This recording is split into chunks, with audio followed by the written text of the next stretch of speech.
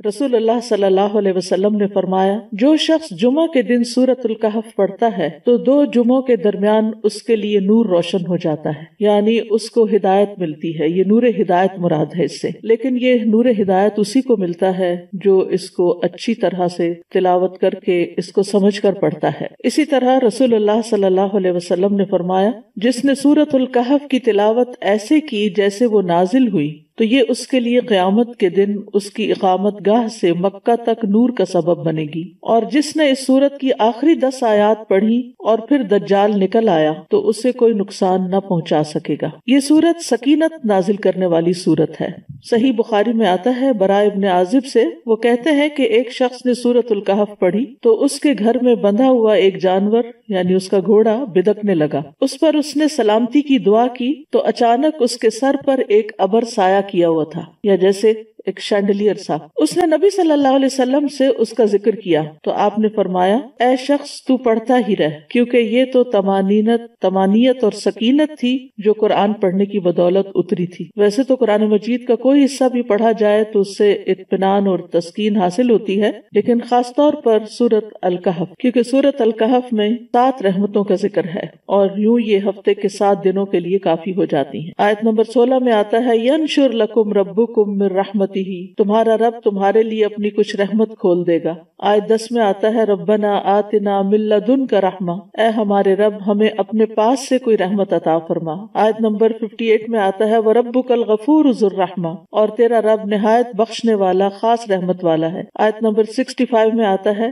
آتیناہ رحمۃ من عندنا، اسے ہم نے اپنے ہاں سے ایک رحمت عطا کی۔ آیت 81 میں آتا ہے، وَأَقْرَبَ رحمہ، اور جو شفقت میں زیادہ قریب ہو۔ آیت 82 میں آتا ہے، رحمت من ربک، تیرے رب کی طرف سے رحمت کے لیے۔ اور 98 میں آتا ہے، قال ھذا رحمت من ربی، کہا یہ میرے رب کی طرف سے ایک رحمت ہے۔ تو بہرحال یہ سورت خوشخبری بھی دیتی ہے، سکینت کا باعث بھی ہے، دجال کے فتنے سے بچانے والی بھی ہے، ہر جمعہ کو پڑھنے والے کے لیے نور ہدایت کا باعث ہے، اور خاص طور پر اگر کوئی اس سورت کی ابتدائی 10 آیات یاد کر لے گا تو وہ دجال کے فتنے سے محفوظ رہے گا۔ دجال کا فتنہ اس دنیا میں سب سے بڑا فتنہ ہے، اور اللہ سبحانہ وتعالیٰ نے ہمیں یہ سورت ایک ایسی نعمت اور اپنی رحمت کے طور پر عطا کی ہے کہ جس کے ذریعے ہم اس فتنے سے بچ سکتے ہیں۔ سورت کا آغاز الحمدللہ سے ہوتا ہے، الحمدللہ الذی انزل علی عبدہ الکتاب ولم یجعل لہ عوجا، اللہ کا سب تعریف اللہ کے لیے ہے جس نے اپنے بندے پر کتاب نازل کی اور اس میں کوئی ٹیڑھ نہیں رکھی۔ تو گویا آغاز میں قرآن کا ذکر ہے، سورت کا اختتام بھی قرآن کے ذکر پر ہوا۔ قل لو کان البحر مدادا لکلمات ربی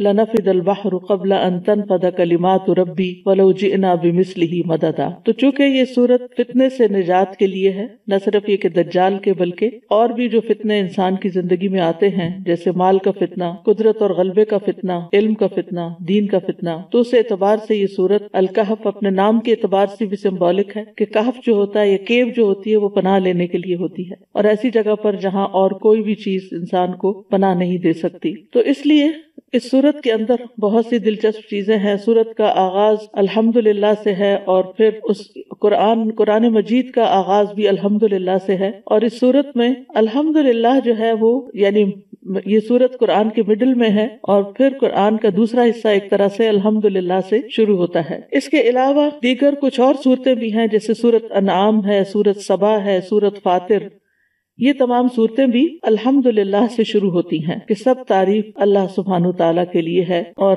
اللہ ہی کے لیے، اللہ ہی کی ذات وہ ذات ہے کہ جو انسان کو ہر طرح کی پریشانیوں اور ہر طرح کے فتنوں سے بچا سکتی ہے، اور اس کے لیے اس نے قرآن جیسی نعمت نازل فرما کر ہمارے لیے فتنوں سے بچنے کا بندوبست فرما دیا۔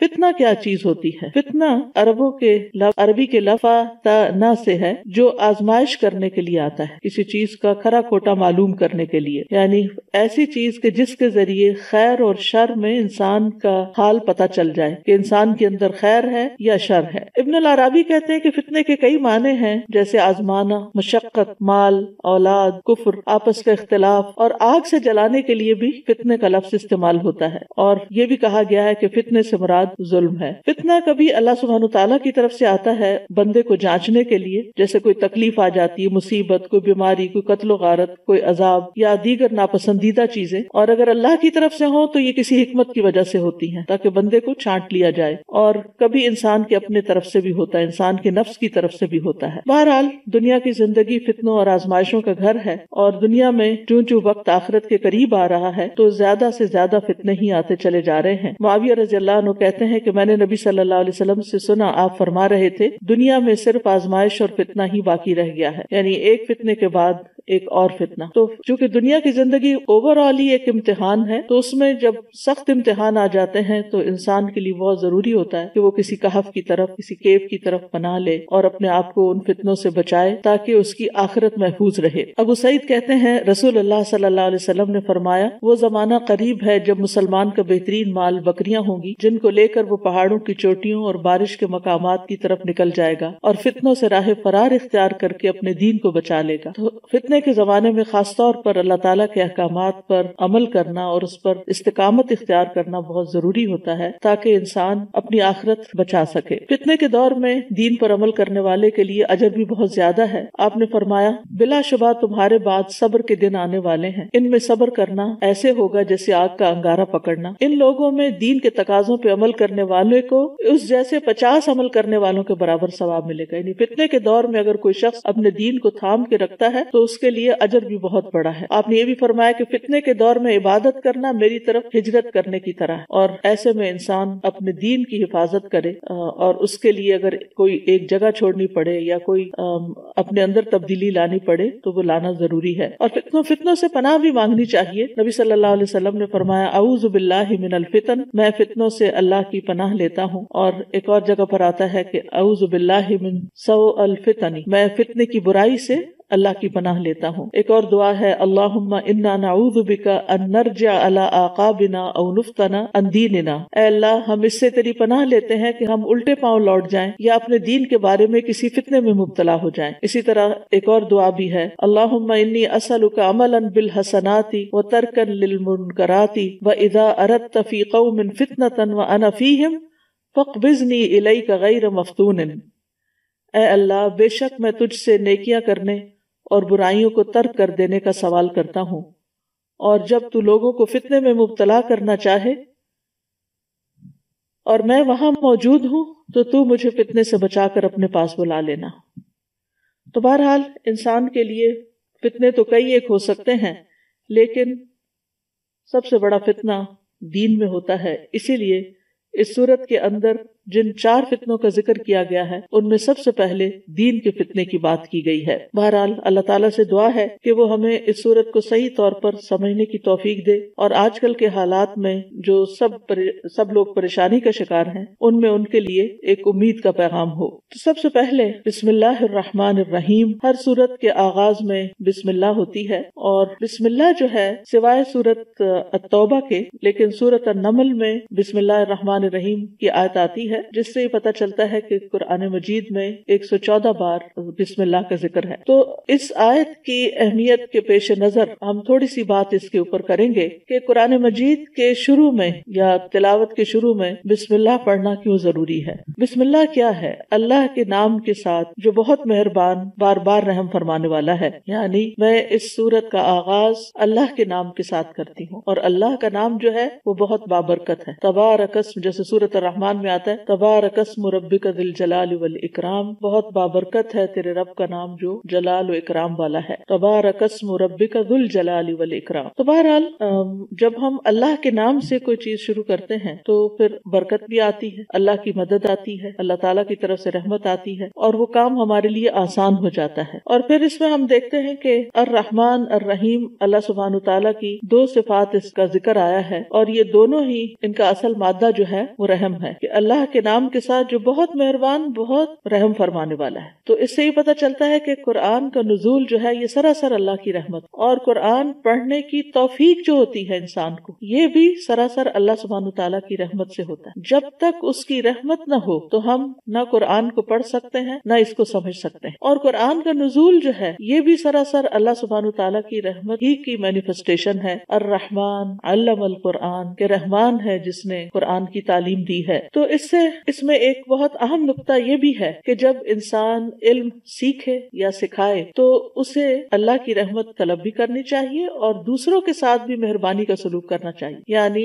اپنے اعتبار سے یہ کہ یہ میرے اندر کوئی تکبر نہ ہو، کیونکہ یہ جو کچھ مجھے نعمت ملی ہے قرآن سیکھنے کی یا سکھانے کی، یہ دراصل اللہ کی رحمت کی وجہ سے ہوا ہے، اس میں میرا کوئی کمال نہیں. اور دوسرا یہ ہے کہ جس کو آپ سکھا رہے ہوں اس کے لیے بھی آپ کے دل میں ایک شفقت اور محبت ہونی چاہیے. نبی صلی اللہ علیہ وسلم کے ساتھ لوگوں نے جیسا بھی سلوک کیا، مکہ کے مشرکین ہوں یا مدینہ کے منافقین ہوں، لیکن آپ نے ہمیشہ صبر اور حوصلے سے کام لیا اور اپنا کام کرتے چلے گئے اور لوگوں کے ساتھ واقعی رحمت للعالمین بن کر ان کے ساتھ بہترین سلوک کیا. تو ہمیں بھی، ہم میں سے جو بھی شخص قرآن کے ساتھ متعلق ہو، اسے چاہیے کہ وہ لوگوں کے ساتھ رحمت کا سلوک کرے، مہربانی کا سلوک کرے. امام شافعی کے ایک شاگرد تھے مزنی، تو وہ اپنے ساتھ بہت سخت تھے. جہاں تک سیلف ڈسپلن کا تعلق تھا تو بہت ہی، یعنی تمام ان کے شاگردوں میں سے بہت سیلف ڈسپلن کے مالک اور اپنے اوپر سختی کرنے والے ہر معاملے میں. لیکن جب وہ لوگوں کے ساتھ معاملہ کرتے تھے، اپنے طالب علموں کے ساتھ، اپنے شاگردوں کے ساتھ، تو ان کے ساتھ بہت شفقت کا سلوک کرتے تھے اور خاص طور پر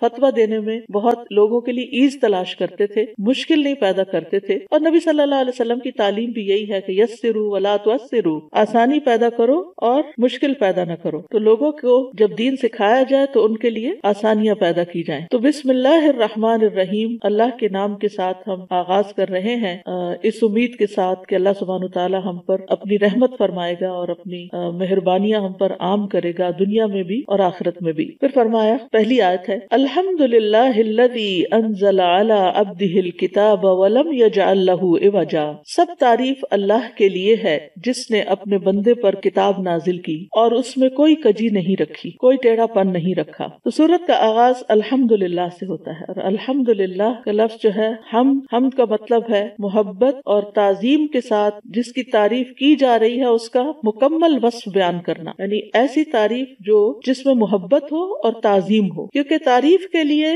مدح کا لفظ بھی آتا ہے، اور ضروری نہیں ہوتا کہ مدح کے اندر واقعی کسی کے لیے محبت بھی ہو اور تعظیم بھی ہو. بعض اوقات وہ صرف چاپلوسی ہوتی ہے یا صرف خوش آمدید ہوتی ہے، خوش آمد ہوتی ہے تاکہ اس سے کوئی بینیفٹس حاصل کیے جا سکیں. لیکن حمد کے اندر واقعی حقیقی محبت ہوتی ہے اور محبت کی بنا پہ تعریف کی جاتی ہے، اور پھر اس میں تعظیم اور احترام کا پہلو بھی ہوتا ہے. یعنی بعض اوقات لوگ محبت کی بنا پہ گستاخی بھی کر جاتے ہیں، لیکن اللہ سبحانہ تعالیٰ کے لیے جب انسان حمد کرتا ہے، تعریف کرتا ہے، تو اس میں تعظیم کا پہلو زیادہ ہوتا ہے. اور پھر یہ ہے کہ اسی طرح شکر کا لفظ بھی استعمال کیا جاتا ہے، اور شکر میں وہ تعریف ہوتی ہے جب کوئی ہم پر احسان کرتا ہے. لیکن اللہ سبحانہ تعالیٰ تو وما بکم من نعمت فمن اللہ، جتنی بھی نعمتیں ہمارے پاس ہیں وہ سب کی سب اللہ سبحانہ تعالیٰ کی طرف سے ہیں.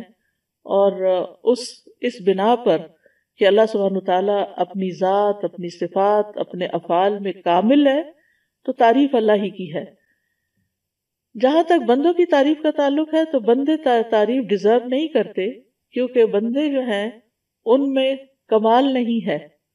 اگر کوئی ایک کام اچھا کریں گے تو 10 اس میں غلطیاں بھی ہوں گی. یعنی اگر کوئی مثلا نیکی کا کام کرتا ہے، کوئی مثلا صدقہ خیرات کر رہا ہے، تو ہم اس بنا پر کہ یہ بڑا سخی ہے اس کی تعریف شروع کر دیتے ہیں، لیکن ہمیں نہیں پتا کہ اس نے وہ صدقہ کس نیت کے ساتھ کیا ہے، اور وہ صدقہ قبول بھی ہوا یا نہیں قبول ہوا، یا یہ کہ صدقہ کرنے کے بعد اس نے کوئی احسان جتایا ہے، یا اس نے دوسرے کو کوئی دکھ دیا ہے.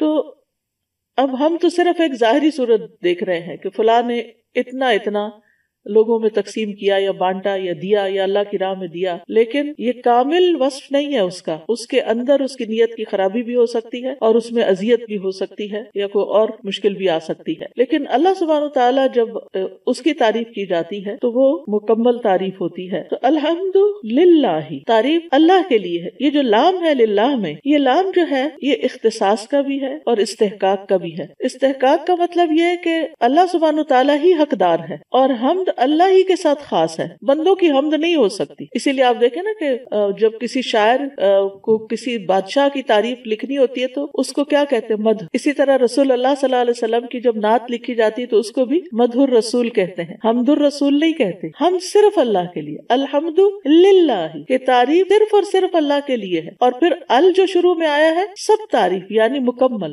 ال استغراق کا، یعنی استغراق نہیں کہ پوری طرح انکمپس کیا ہوا، کہ مکمل تعریف جو ہے اور کامل تعریف جو ہے وہ اللہ سبحانہ تعالیٰ ہی کے لیے ہے. تو للہ ہی اللہ کے لیے خاص بھی ہے، اور لام کے وجہ سے اللہ تعالیٰ اس کا حقدار بھی ہے، یعنی حق اسی کا ہے کہ اس کی تعریف کی جائے، کیونکہ جو کچھ اس نے کیا ہے اس کے علاوہ کسی اور نے نہیں کیا. اور پھر الحمدللہ کہنا جو ہے وہ میزان کو بھر دیتا ہے. جب حقیقی معنوں میں انسان کا دل شکر سے لبریز ہوتا ہے اور وہ اپنے عمل سے اللہ تعالیٰ کی طرف رغبت کرتا ہے اور اللہ کو راضی کرتا ہے، تو تبھی وہ حقیقی معنوں میں اس کی تعریف کر رہا ہوتا ہے. تو اللہ سبحانہ تعالیٰ کو اپنی تعریف بہت پسند ہے کیونکہ وہ تعریف کا حقدار ہے. بندے بھی اپنی تعریف پسند کرتے ہیں، لیکن بہت دفعہ ایسا ہوتا ہے کہ انہوں نے جو کام نہیں کیا ہوتا اس پہ بھی چاہتے ہیں، وہ یحبون ان یحمدوا بما لم یفعلوا، کہ اس پہ بھی ان کی تعریف ہو جائے جو انہوں نے کیا ہی نہیں. اور اگر وہ چھوٹا سا بھی کوئی کام کرتے ہیں تو تعریف کا طلب کرتے ہیں اور تعریف سننا پسند کرتے ہیں، جبکہ بندے اس کے نہ حقدار ہیں اور نہ ہی ان کے لیے تعریف خاص ہے. تو اللہ سبحانہ تعالیٰ ہمیں یہاں پر یہ سکھا رہے ہیں کہ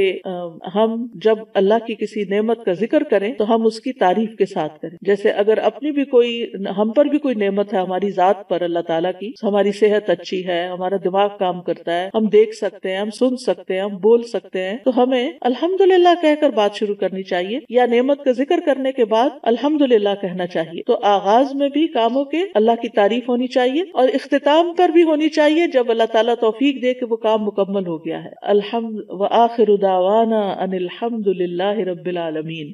اور اللہ سبحانہ تعالیٰ اپنے کاموں کی ابتدا بھی اور اختتام پر بھی اپنی ذات کی تعریف کرتا ہے. وَلِلَّهِ الْحَمْدُ فِي السَّمَاوَاتِ وَالْأَرْضِ وَلَهُ الْكِبْرِيَاءُ، کہ سب تعریف اللہ ہی کے لیے ہے، آسمانوں میں بھی اور زمین میں بھی، کیونکہ وہی دراصل حقدار ہے. اور اسی طرح یہ ہے کہ دنیا میں بھی اللہ تعالیٰ کی تعریف ہے اور آخرت میں بھی. سورۃ القصص میں آتا ہے وَهُوَ اللَّهُ لَا إِلَٰهَ إِلَّا هُوَ لَهُ الْحَمْدُ فِي الْأُولَىٰ وَالْآخِرَةِ وَلَهُ الْحُكْمُ وَإِلَيْهِ تُرْجَعُونَ. اور وہی اللہ ہے جس کے سوا کوئی معبود نہیں، اسی کے لیے دنیا اور آخرت میں سب تعریف ہے اور اسی کے لیے حکم ہے اور اسی کی طرف تم لوٹائے جاؤ گے. یعنی حمد فی الاولی والآخرہ، اول بھی اور آخر بھی اسی کی تعریف. اسی طرح نبی صلی اللہ علیہ وسلم اللہ تعالیٰ کی تعریف اس طرح کیا کرتے تھے، خاص طور پر رکوع سے سر اٹھانے کے بعد ربنا ولک الحمد حمدا کثیرا طیبا مبارکا. تو ایک صحابی نے کہی تھی جس کو آپ نے اپریشیٹ کیا تھا کہ اس کو 30 فرشتے اٹھانے کے لیے آئے ہیں، اس کا اجر. اور حمدا کثیرا طیبا مبارکا فی کے علاوہ جو آپ فرماتے تھے کہ اللہم لک الحمد ملء السماوات وملء الارض وملء ما شئت من شیء بعد. اے اللہ تیرے ہی لیے ہر قسم کی تعریف ہے جس سے کہ آسمان بھر جائیں اور زمین بھر جائے. کتنی خوبصورت تعریف ہے کہ